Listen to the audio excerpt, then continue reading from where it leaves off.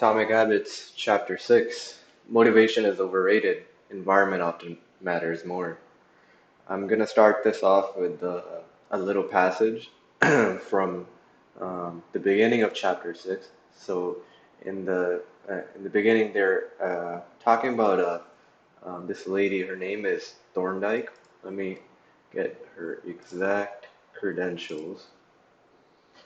Anne Thorndike. She's a primary care physician at Massachusetts General Hospital in Boston. So um, this will become important in just a second. So I'm just going to read the passage and we'll go over it if need be. So Thorndike and her colleagues designed a 6-month study to alter the choice architecture of the hospital cafeteria. They started by changing how drinks were arranged in the room. Originally, the refrigerators located next to the cash registers in the cafeteria were filled with only soda. The researchers added water as an option to each one. Additionally, they placed baskets of bottled water next to the food stations throughout the room. Soda was still in the primary refrigerators, but water was now available at all drink locations. Over the next 3 months, the number of soda sales at the hospital dropped by 11.4%. Meanwhile, sales of bottled water increased by 25.8%. They made similar adjustments and saw similar results. With the food in the cafeteria, nobody had said a word to anyone eating there. So, why is this important? Without even consciously thinking, all the people in the hospital started making the right decisions. The reason why they started making the right decisions, and when I mean right decisions, I mean buying bottled water or getting bottled water instead of buying soda. The reason why they started doing that is because it was a convenient choice. And this is what this entire chapter is basically about. We as humans tend to do what is convenient, what is in front of us, and what is just plain easy to do. So there's a little quote in this chapter. Environment is the invisible hand that shapes human behavior. So the way your environment is set up is the way you will behave, basically. If you, let's say, for example, grow up in a household where everybody is loud, where everybody speaks in a loud tone, even for just the smallest thing, then you will grow up to do the same thing. And it will take a lot of time and possibly a change of environment to change your behavior, to change your identity. Um, let's say you have, uh, let me think. If you have a family that is very enthusiastic about cars, you're grown up in an environment where that enthusiasm will eventually be passed to you, and you will in turn be uh, probably enthusiastic about cars. It's not always the case, but you will notice that in most situations this applies. So this does kind of attack the idea of free will and the shaping of our own identity. And we'll slowly get into that. So let's move on. So the more obviously available a product or service is, the more likely you are to try it. If your environment is set up in a way where the cues for the things you want to do are very subtle, then you will likely not do those things. Out of sight is out of mind in this case. If you go to a grocery store, you will notice that the brands that sell the most are conveniently placed at eye level or at end caps of each aisle in a row. So the reason why that is done is because grocery stores understand that these are the big sellers. This is where the money comes from. So they're placed in areas where people will notice them easily and will in turn buy those specific products. And when it comes to products that don't sell the most, they will be either very high up or very down low to the ground, not easy to reach places. So people will in turn not buy them more anyways because it's an inconvenient thing. It's not at eye level, it's out of mind, out of sight, basically. If you want to make a habit a big part of your life, make the cue a big part of your environment. The best choice should be the most obvious ones. And that goes without saying that if you want to quit doing something, just make it so that it's not in front of you at all. If you want to quit drinking soda, remove all beverages from your house, like Coca-Cola, Sprite, Fanta. Remove everything from your house. If it's not in front of you, you will think about it less and less. And if you can keep it up for long enough, you will notice that the habit of drinking soda will go away. It's kind of like what I did. So, but for me, it was a little bit more than that. And I'm going to include an example for my dad as well. So my dad and I, 2 years ago and before that, we were basically addicted to Coca-Cola. And the way we quit is this. I started a new job, and at this new job, I had started getting a little bit more free time. And another good thing, they started paying for my gym membership, or I should say reimbursement. They had a reimbursement program where they would reimburse up to $50 for a gym membership, which is a really, really good deal. So I was more inclined to start going to the gym. Before this, I didn't really go to the gym. So I got a gym membership because I knew it was basically free. And when I started going to the gym and exercising, I realized the importance of diet slowly but surely. I mean, I'm still realizing that, and it's a work in progress. But, anyways, I started realizing the bad things that are holding me back from gaining better physical strength or better physique in general. And one of those was drinking soda. And I knew I had to stop. So it was a natural decision based off of the cues that were given to me.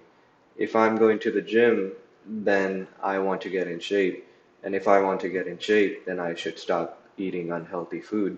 And the first thing I did was eliminate soda from my life, and eventually a lot of sugary treats. But let's stick with soda for now, because a can of soda can have up to 30 grams of sugar, which is ridiculous. So that was an easy thing to spot and get out of my life. So what I ended up doing, I stopped buying soda from the grocery stores, and I told my parents to do the same thing when they were to go and buy groceries. So there was no enticement left when there was no soda at home. Usually, when I would eat something, I would drink a cup of soda, like a big cup, sometimes two. I was really addicted. I would sometimes drink an entire bottle, like a 2 liter bottle. Like it wasn't good. It wasn't healthy. But as soon as it was out of my environment, it was out of my mind. And as months passed by, I stopped drinking soda entirely.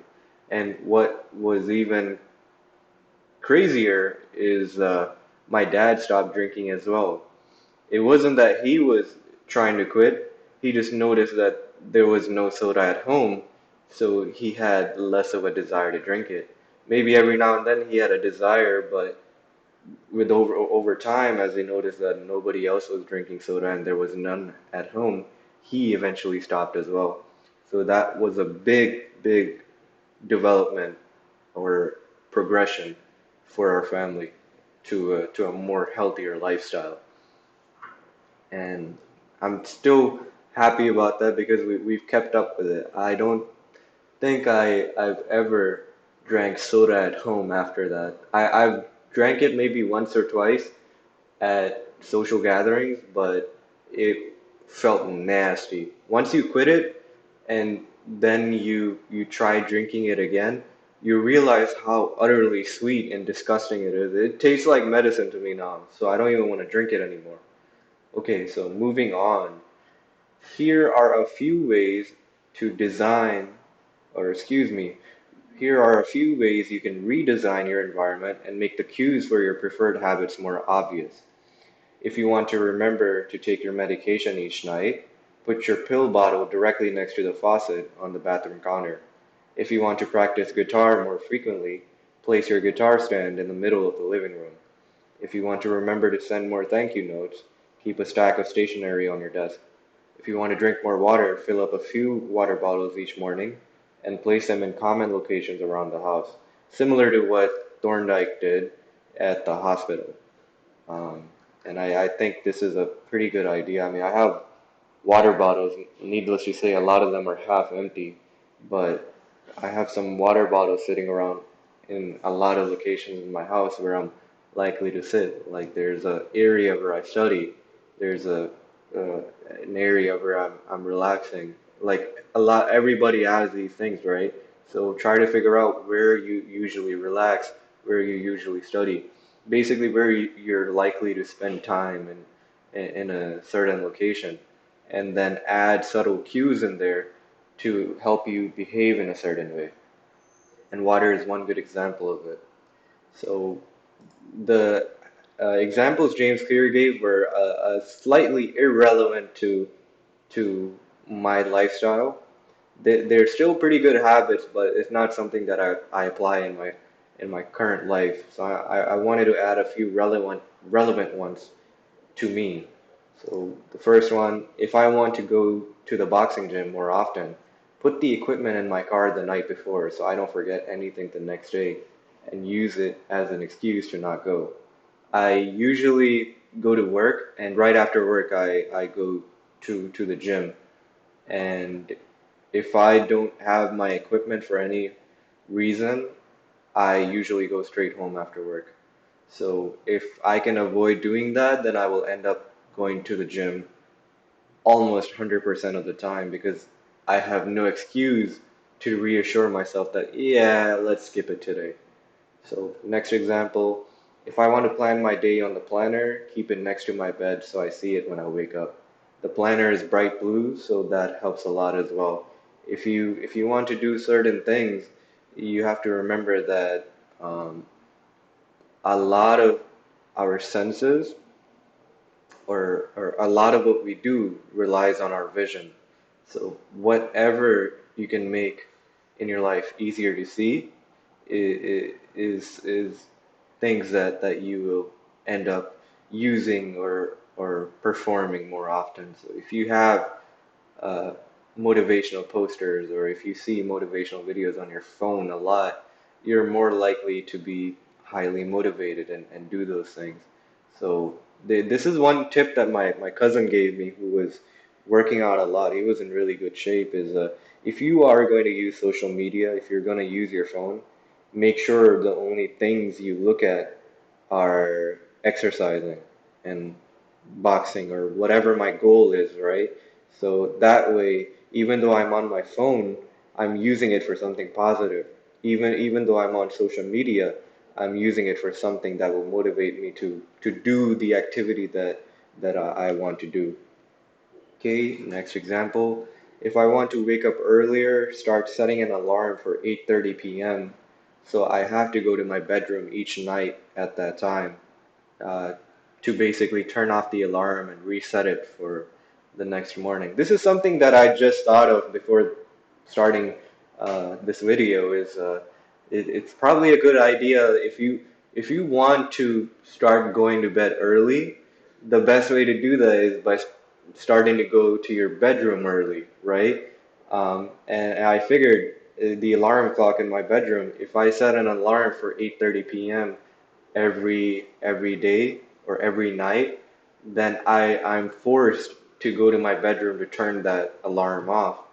And now when I'm in my bedroom, I realize, okay, I need to go to sleep if I want to wake up by 9 or not 9, by 5 or 5:30 in the morning.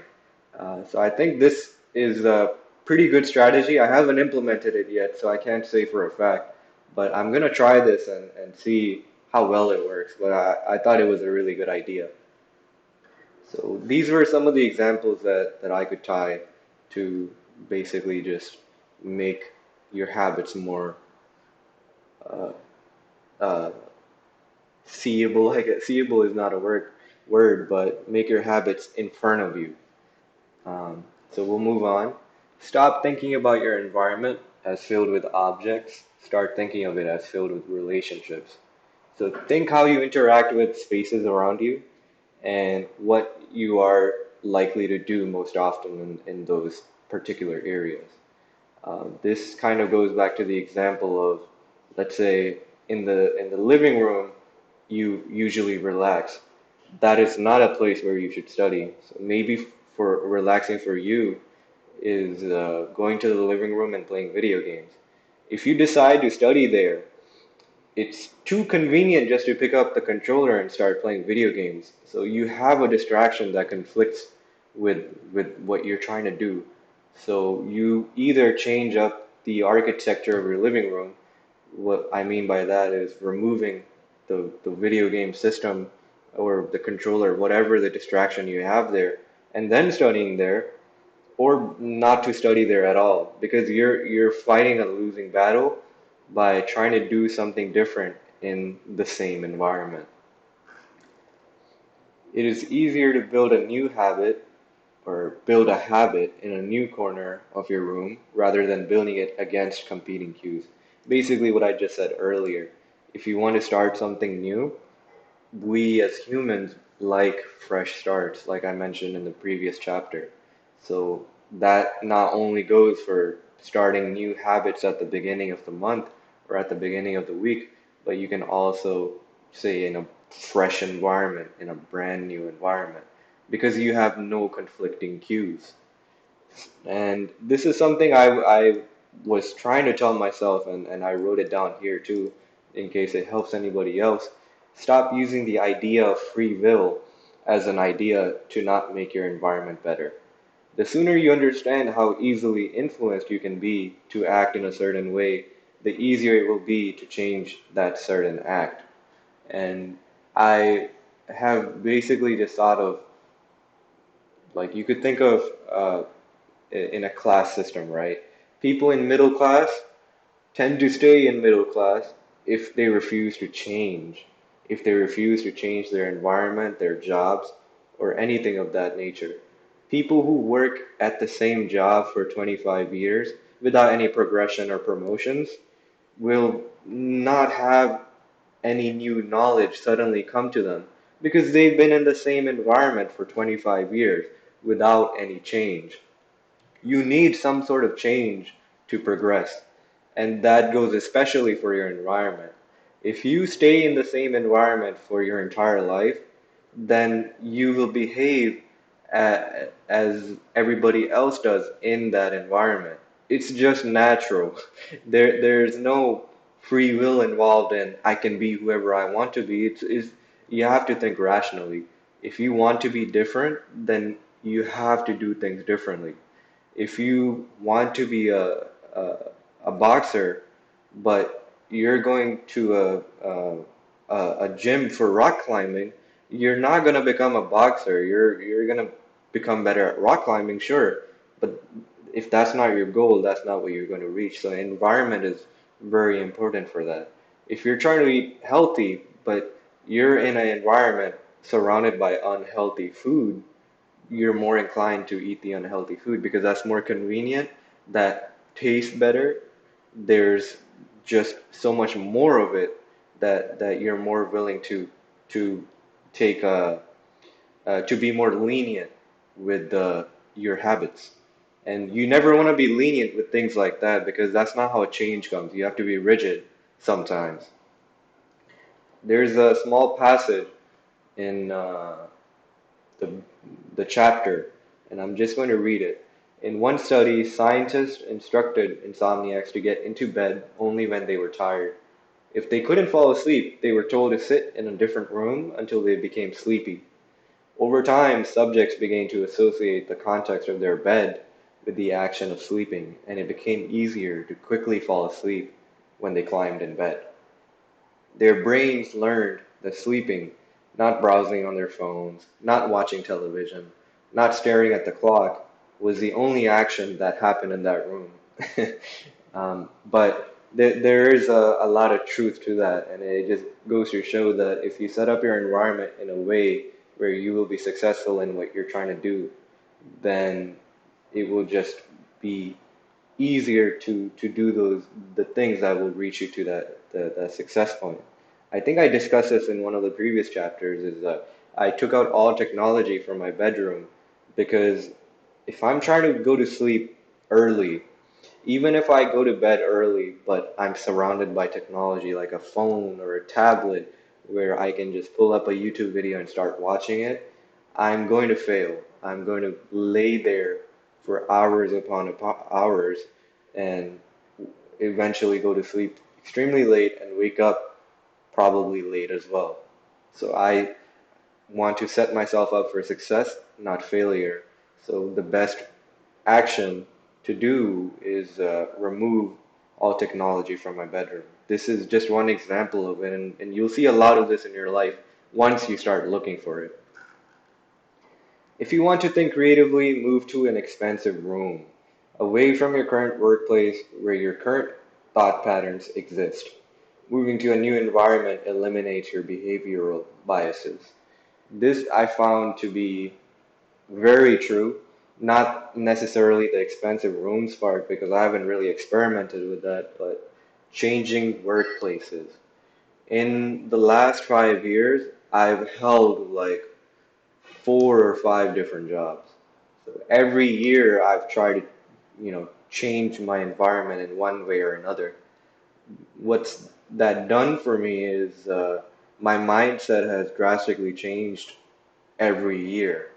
When I look back at the person I was a year ago, it feels like a completely different person because I'm in a completely different environment now, surrounded by completely different people. And my mindset has shifted to my new environment. And now more than ever, I'm starting to realize that there may be a thing such as free will, but I don't think it's as prominent as we want to think of it. Like, at the end of the day, you make your own decisions, but you're not the one who influences those decisions. It's your environment. And that's something I'm starting to realize more and more as time goes on. And once you begin to realize that, it just makes it easier to make the right decisions. If you're going to stay at home all day, then you're not going to learn anything about the world because you will learn everything about your house, but you haven't been anywhere else. So environment really matters in that sense. And moving on, this is a little passage from uh, James Clear. He uses his life as an example of behavioral biases and just environment in general. When I started my career as an entrepreneur, I would often work from my couch or at the kitchen table. In the evenings, I found it very difficult to stop working. There was no clear division between the end of work time and the beginning of personal time. Was the kitchen table my office or the space where I ate meals? Was the couch where I relaxed or where I sent emails? Everything happened in the same place. And this just goes to show that you need to do everything in your power to avoid mixing contexts of one habit with another one. The easier and more convenient habit will usually always win out. And that goes back to the example of trying to study in the living room where you usually relax and play video games. You're going to end up playing video games more than you study because that's a more convenient habit. And just to close it off, an environment where everything is predictable makes it easier to form habits. That can be good habits or bad habits based off of what you decide. And I just realized that the screen didn't update, but now you can see it. Um, that's all I have for today. And this chapter is very, very detailed. So I recommend that if you have the book, really pay attention to chapter six. Chapter six has a lot of good details that can really help you progress in making yourself a better person. And it's something that now that originally I didn't have this many bullet points, but I reread it and realized the wisdom in this chapter, and I'm really impressed. And now I'm realizing maybe I should uh, go back and redo some of these bullet points to make them more detailed because there is a lot of wisdom in a lot of chapters that I may have missed out. That's the beauty of books. You can read it once, but if you pick it up later on in life and you read it again, you may find a vast amount of new information that you originally dismissed. And I'm realizing that more than ever now. Anyways, this is chapter six. This was a really good chapter, and I plan to do chapter seven very soon. So thank you for watching, and I will see you in the next video. Take care.